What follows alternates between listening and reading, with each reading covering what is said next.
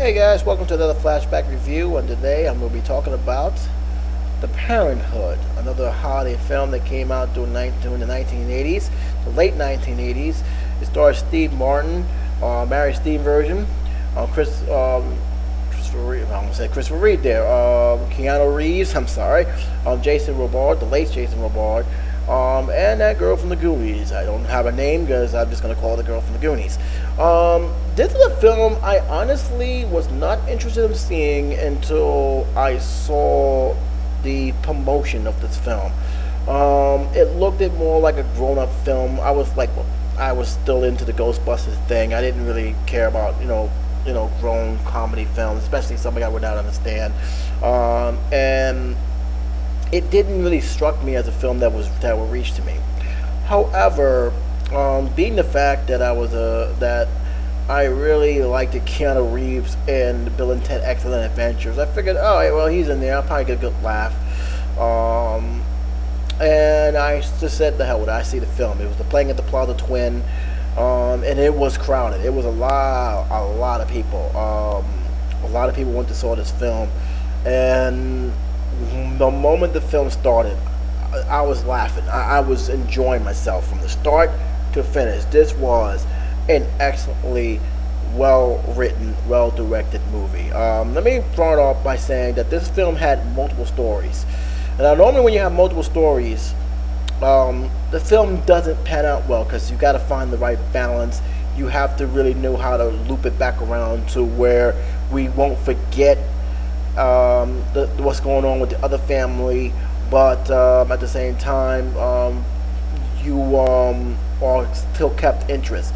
And Ron Howard have done that. Ron Howard have able to keep people interested in these characters, even though they was not, fully on screen all the time. And that takes a lot of skill. It takes a lot of good directing to do that. I really was very surprised at how well Ron Howard have done that. And let me tell you something. There's other films that came after this film haven't even come close. Valentine's Day is one.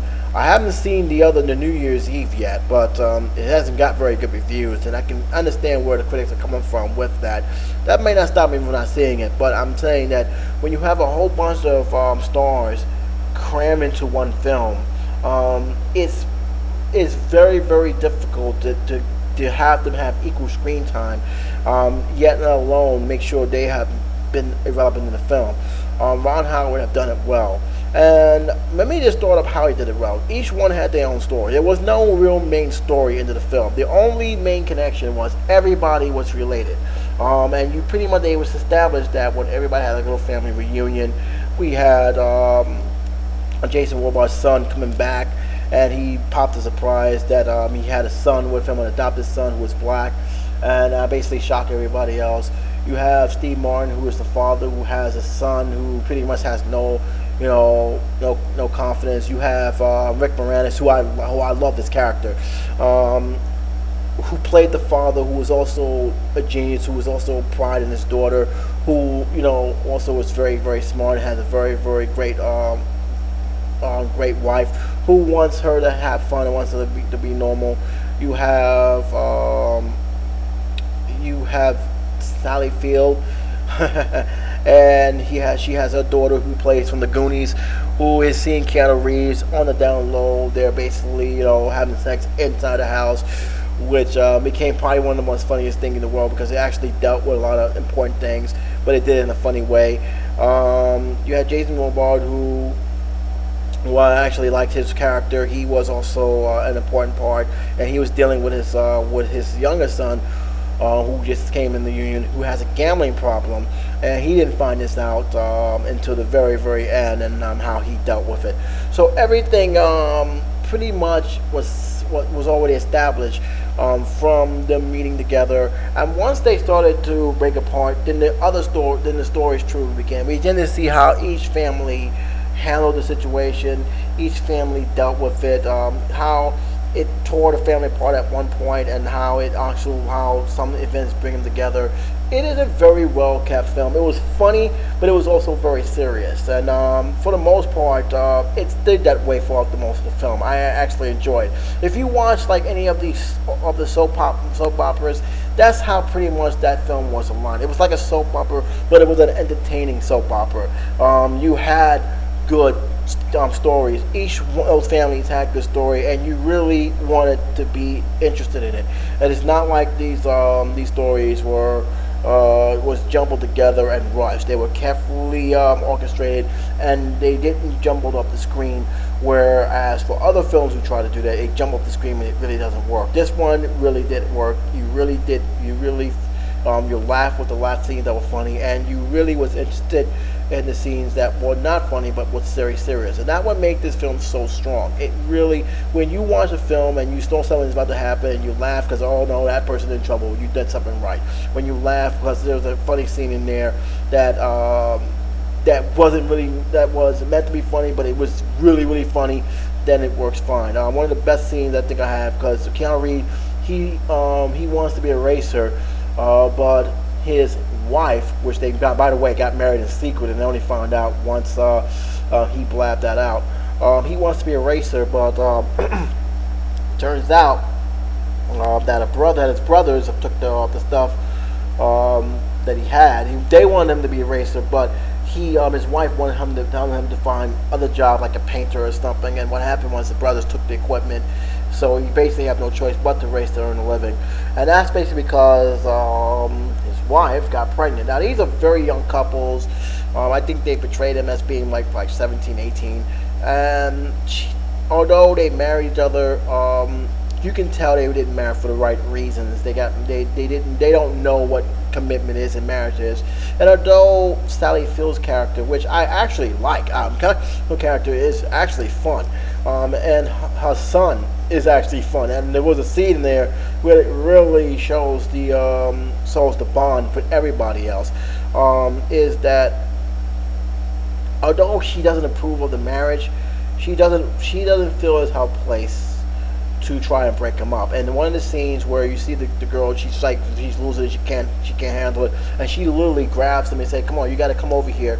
And then she said, "I can't deal with it." She said, "This," and she told him, "This is part of marriage. You're gonna come over here. You're gonna confront this."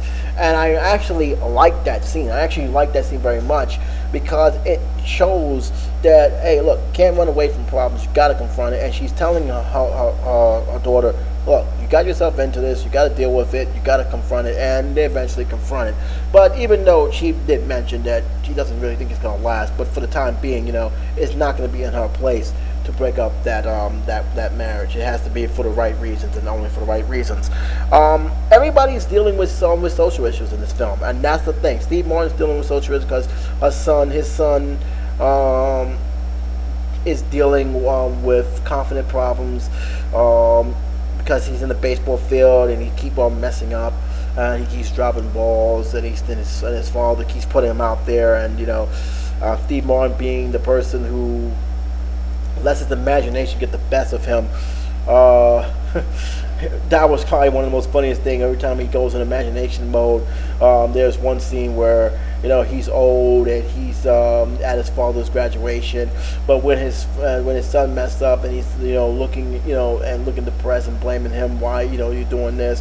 There's another scenario where his son is shooting right from a tower, and they've realized that they're saying he's blaming on his father, and the first thing he said, he made me play second base, and that was kind of crazy, but it was like the funniest thing in the world.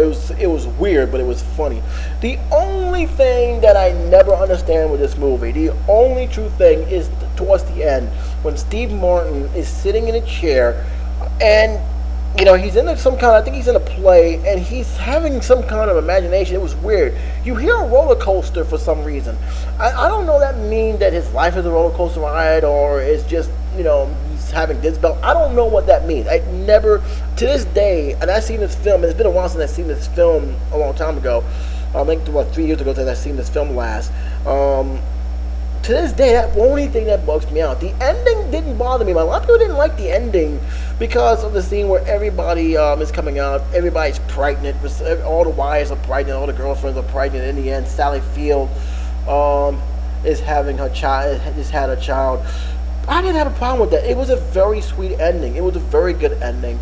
And on top of all that, as the credits roll, I actually stayed for the credits because I actually liked it. Randy Newman's "I Love to See You Smile." I absolutely love that song. I actually have that song on my computer. I love hearing that song. I know a lot of people don't like Randy Newman for reasons because they don't feel like he's singing. He's actually just talking.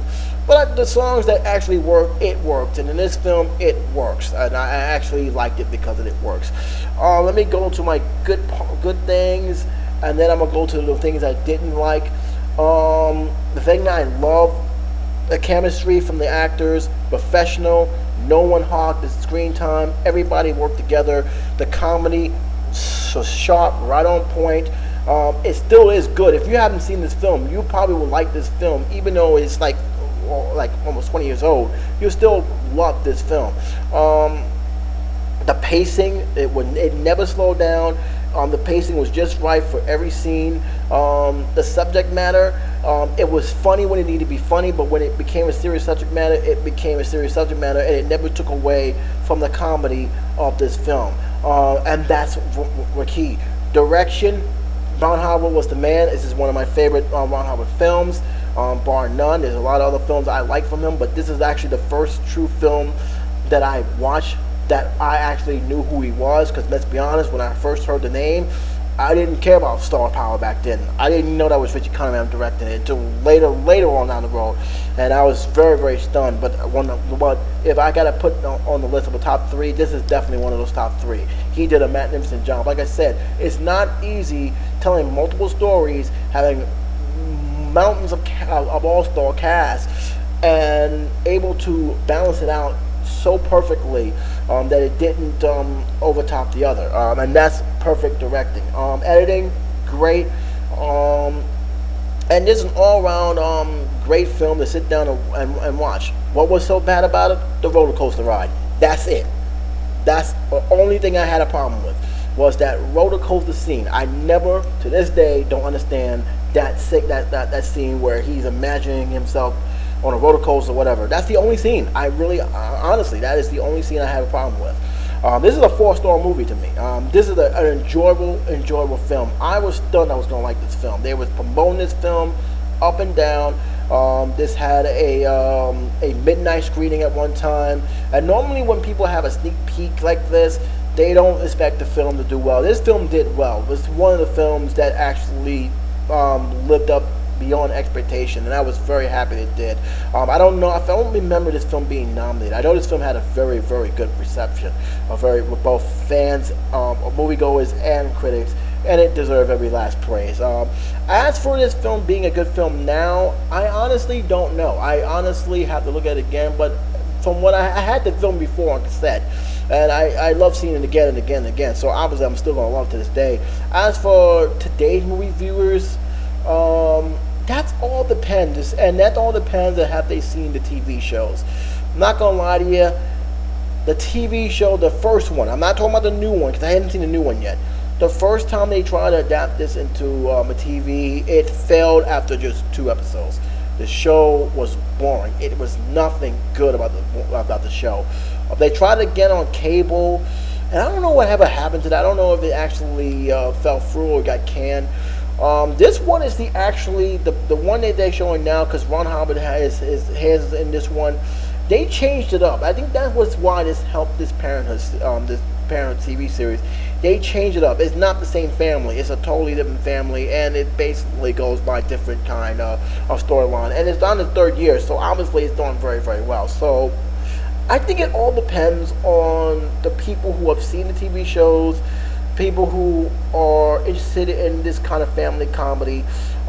Would they like it? It really all depends. I think the older audience will like it more than the younger. I think if for anything else, it would probably bring back good nostalgia. But I'd be lying to you to saying if this film will probably hold up to everybody else. It really depends on if you like comedy, and if you like comedy, if you like all-style comedy with a lot of all-star cast that was good in their prime, this film is for you. I'm pretty much sure that this film will definitely surprise. But if you're a person who's seen all of the Parenthood TV shows, including the black version. Yeah, there was actually a black one called The Parenthood. It was on the CW when the CW, well, not CW, the WB, when the WB was coming up, when it was first arising. That was one of their first shows. If you have seen all those shows and you've seen the television show, you may stay away from it. It really all depends on your taste. But for a holiday film, for a film that you can share with the entire family, it's a good film. I actually think you should try it. It's an excellent film. I loved it. You probably will love it too. But again, it all depends on taste. So that's my feeling on it. 4 stars. I hope you take in consideration to watch on DVD. But until then, J77 saying take care.